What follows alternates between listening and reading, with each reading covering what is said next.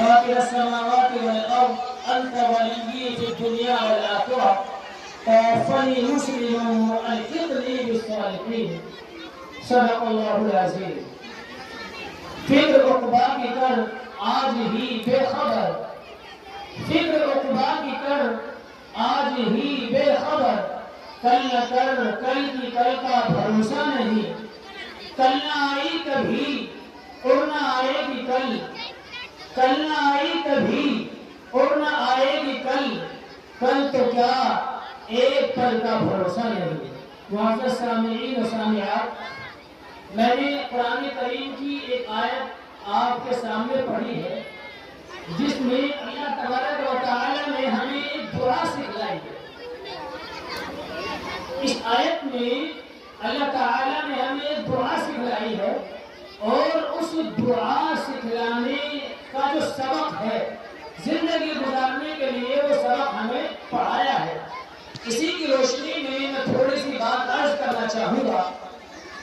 اس آیت میں پیارے آقا صلی اللہ علیہ وسلم نے ارشاد فرمایا، اللہ تعالیٰ نے ارشاد فرمایا فاطر السماوات والارض، اے زمین اور آسمان کے بنانے والے، انت ولی فی الدنیا والآخرہ، دنیا میں بھی اور آخرت میں بھی، دونوں جہان میں تو ہی ہمارا ولی ہے، تو ہی ہمارا مددگار ہے، تو ہی ہمارا پالنہار ہے، تو ہی ہمارا پیدا کرنے والا، اچھائی اور برائی کا مالک ہے۔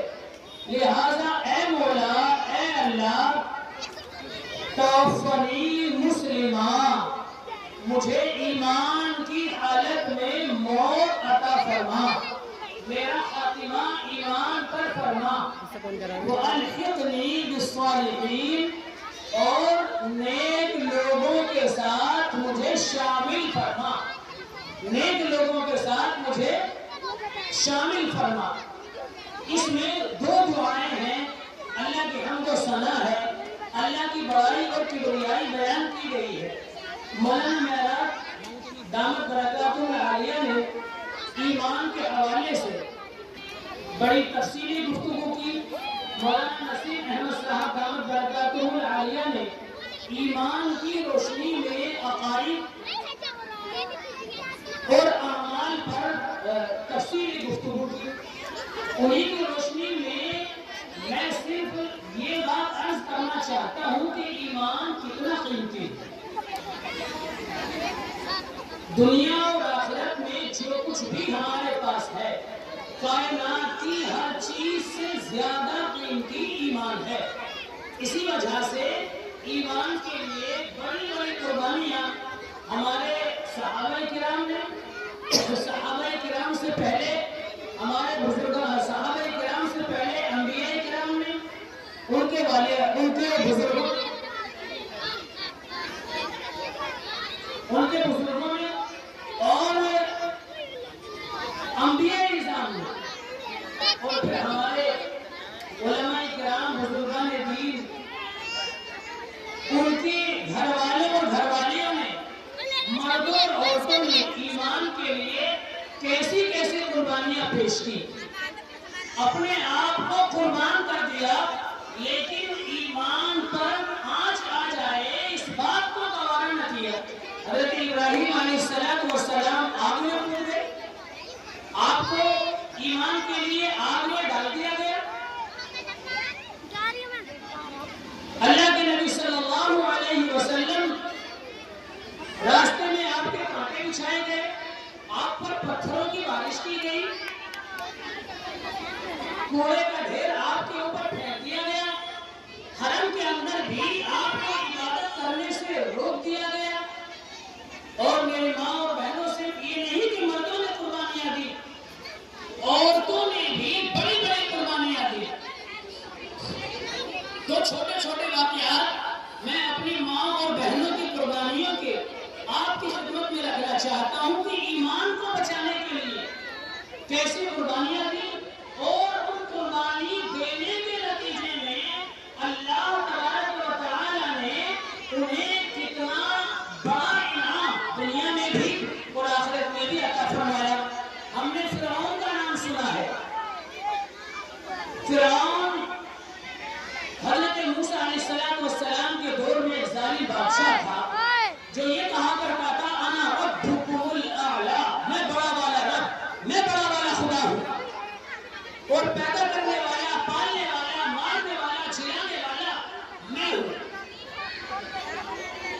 لیکن دوسروں کو اپنی عبادت کے لیے مجبور کرنے والا اپنے گھر سے خود مجبور ہو گیا،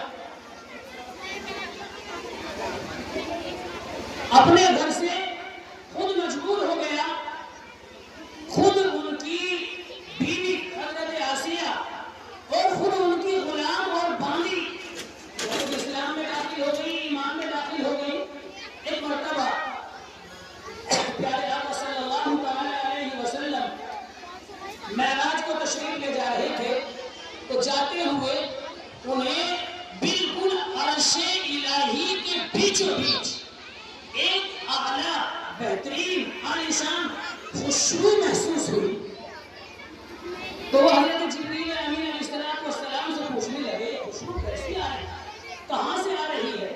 تو حضرت جبریل امین علیہ السلام نے واقعہ سنایا کہ یہ فرعون کی باندی اور اس کی لڑکیوں کی ہڈیوں سے خوشبو آ رہی ہے۔ اللہ کے نبی صلی اللہ علیہ وسلم نے پوچھا کہ یہاں کہاں؟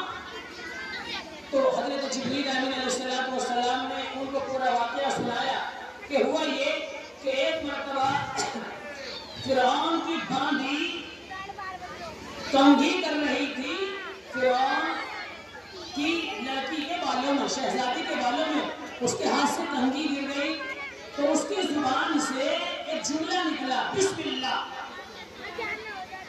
شہزادی کہنے لگی یہ تو الگ پتہ نہیں عجیب سا جملہ ہے،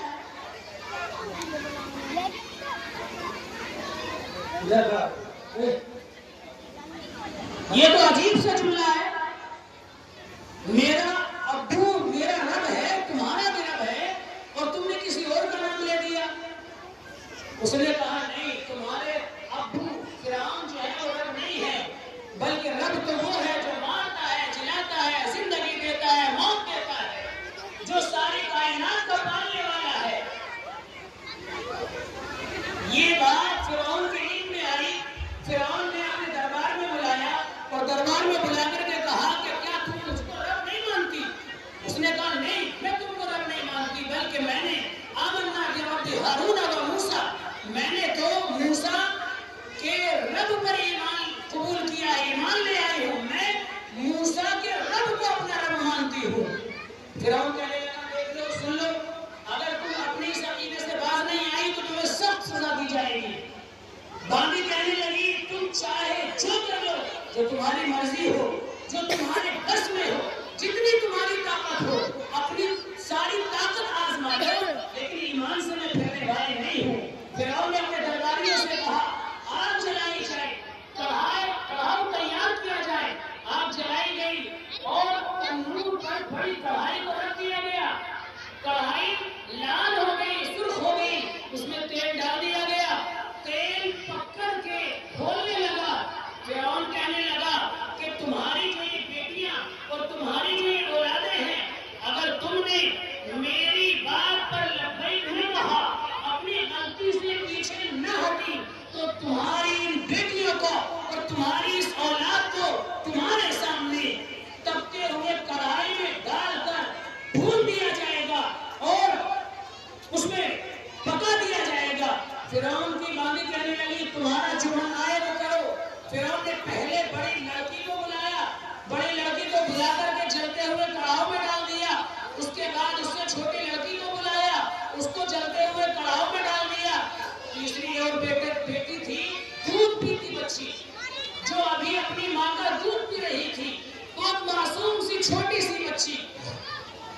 جب اس کو ڈالنے کا نمبر آیا، فرعون سے اس کی ماں کہنے لگی تمہارا جو دل چاہے کر لو، لیکن میری ایک درخواست ہے، اور میری درخواست یہ ہے کہ تیل میں پکنے کے بعد ہمارا انجام جو تم چاہ رہے ہو وہ انجام کرنے کے بعد ہم سب کی ہڈیوں کو ایک جگہ اکٹھا کرنا اور ایک جگہ اکٹھا کر کے ایک جگہ دفن کر دینا، میری تم سے یہ درخواست ہے۔ فرعون نے کہا ٹھیک ہے۔ فرعون نے تینوں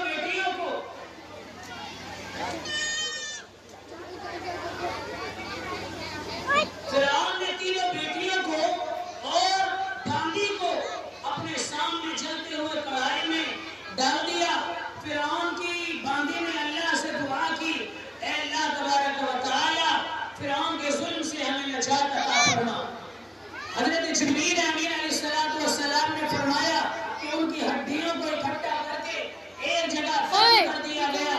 آپ کو جو خوشبو محسوس ہو رہی ہے وہ فرعون کی باندی اور اس کی بیٹیوں کی ہڈیوں سے آ رہی ہے۔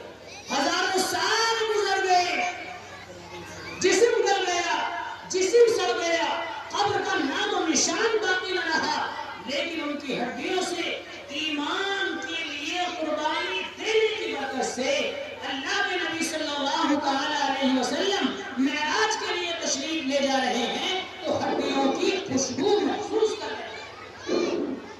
یہ ایمان کے لیے قربانی۔ ایسے ہی اللہ کے نبی صلی اللہ علیہ وسلم نے حضرت خدیجہ کا جب آخری وقت آیا تو حضرت خدیجہ سے کہا کہ جاؤ اور جنت میں جا کر کے اپنی سوکن کو سلام